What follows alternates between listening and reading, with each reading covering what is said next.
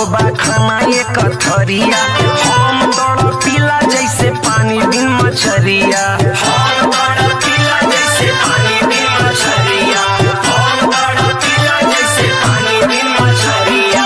पूरी के सुतत हो बा खाना ये कथरिया, हम तड़पिला जैसे पानी बिन मछरिया।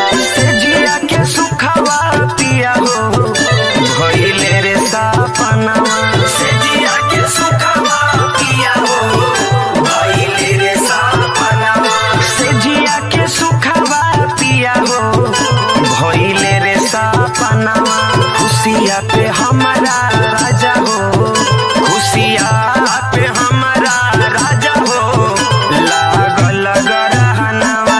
काहे नहीं अइला पिया हो अपना भवनवा, काहे नहीं अइला पिया हो अपना भवनवा।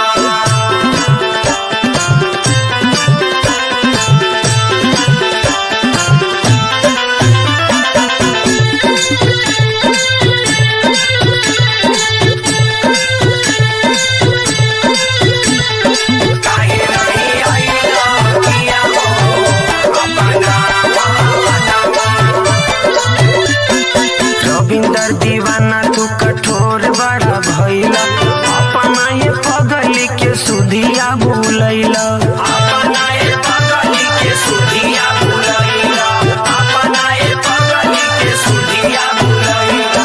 रविंदर दीवाना तू कठोर बड़ा भइला, अपना ये पगली के सुधिया भूलैला।